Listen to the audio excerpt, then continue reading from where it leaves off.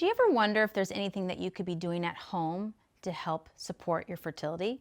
Well, today I'm going to talk to you about the top 3 environmental toxins that you need to avoid when you're trying to conceive. Hi, I'm Dr. Shala Salem, and today I'm going to be going over a little bit about the environmental toxins that you need to avoid, where to find them, and how to protect yourself. We are all exposed to chemicals at all times.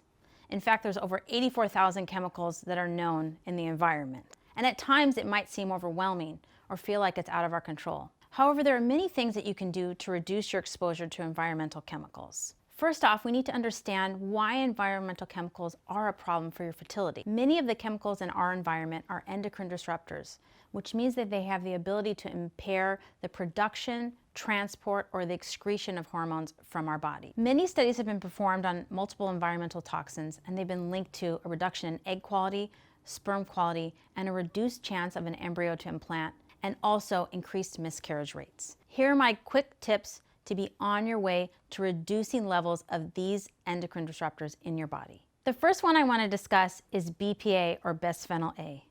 BPA is a potent endocrine disruptor, which means that it interferes with the activity of your own hormones like estrogen, testosterone, and your thyroid. But how are we exposed to BPA? Well, most of the BPA exposure comes from food or drink.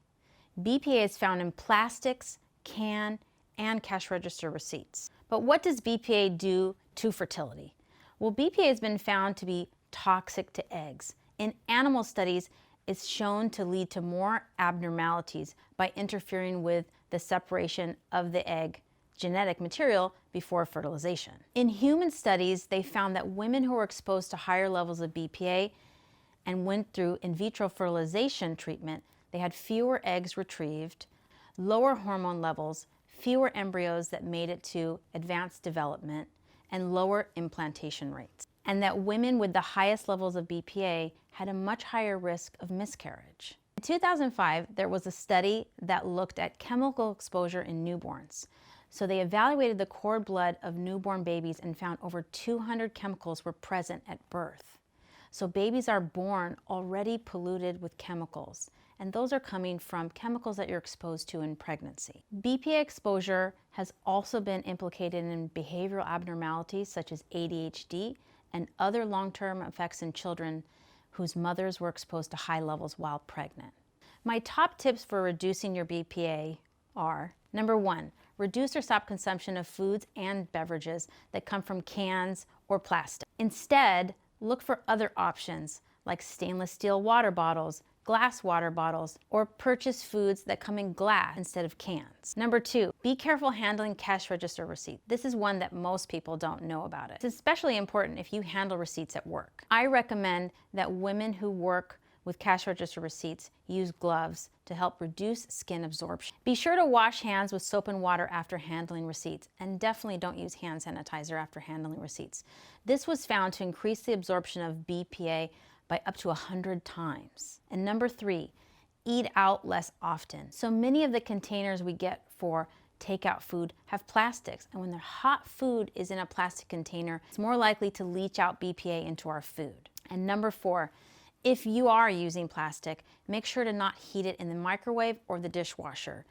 When plastics come into contact with hot liquids, they're more likely to bring BPA into our food. And the second environmental toxin that I want you to be aware of are phthalates. Phthalates are really important when it comes to personal care products. In fact, women on average are using 10 to 15 personal care products daily, everything from shampoo to deodorant to mascara. Personal care products also include any items that you use on your body. Phthalates are especially problematic because they're also potent endocrine disruptors.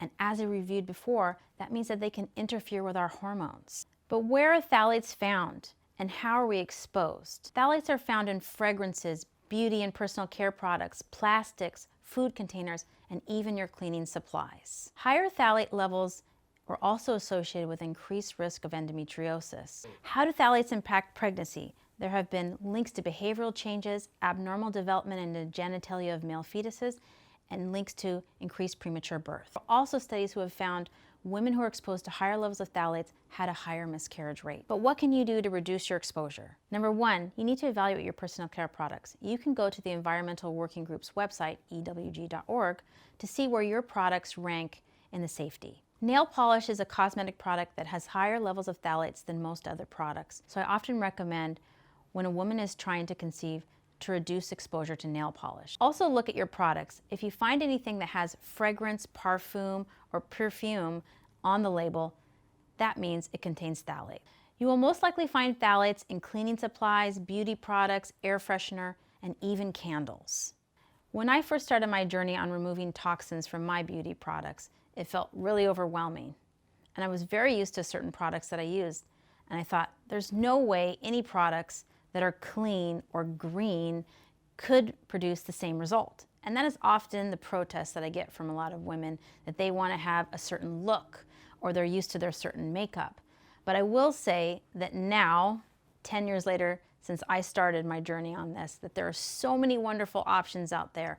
There are so many brands that have great clean beauty. So you don't have to sacrifice performance to have cleaner beauty. All of the things that I've talked about here can feel really heavy and overwhelming when you're first learning about all the chemicals that you might be exposed to. My advice is always try to make small changes, and then it won't feel as overwhelming. And once you start making small changes, then that will snowball into larger changes. So you don't have to go out and buy all new beauty products. I always say start with a product that's going to be all over your skin. So you might start with body lotion, since that's all over your skin, rather than changing out your mascara. Or let's say you need a new deodorant.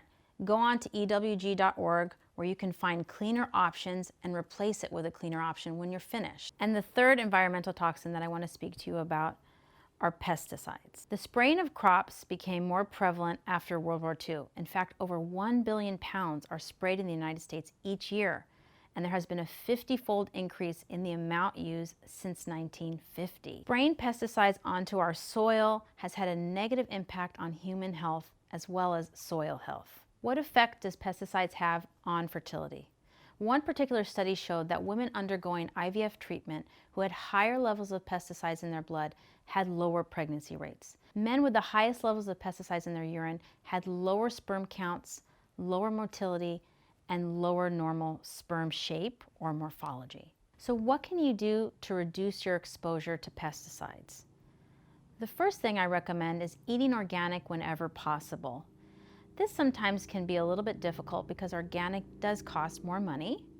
So in those situations, I recommend using the Clean 15, which includes things like avocado, pineapples, or onions, or the Dirty Dozen, which includes strawberries, spinach, and kale from Environmental Working Group. The Dirty Dozen and the Clean 15 are lists that are created by the Environmental Working Group every year that let us know what are the crops that have the highest levels of pesticides and which crops have the lowest levels of pesticides. So I often recommend that women shop with these lists that helps us to reduce our exposure to pesticides. The other thing you can do is shopping at farmers markets. Often there are many farmers who use organic practices but do not have the organic licensing. That may cost extra money. So speak to your local farmer, see who's using organic farming practices, and that may help to reduce cost. Another important point about organic produce was that it was found to be more nutrient-rich than conventional produce. When pesticides are sprayed on the soil, it causes damage to the soil, which then impairs the fruits and vegetables' ability to absorb the nutrients. When we're eating lower nutrient foods, then this can lead to lower antioxidants, which may impact fertility. Did you know that with many of the chemicals that I discussed today, a reduction in your exposure, even a small bit, can lead to reduced levels in your body in just a few days? This is such an important point to remember because often it might feel overwhelming when you're first learning about these new changes and how to implement them. And you feel like, I'm never going to be able to remove all these toxins. But understand that small changes lead to big changes. This is such an important point because our levels stay high in our body of these environmental toxins because we have repeated daily exposure. When you stop the repeated daily exposure, we're going to see drops in our levels. If you have any questions for me and how you can further improve your fertility at home, please comment down below. If you want more tips on how to support your fertility at home, please check out my free ebook. You can click the link in my bio to get your copy.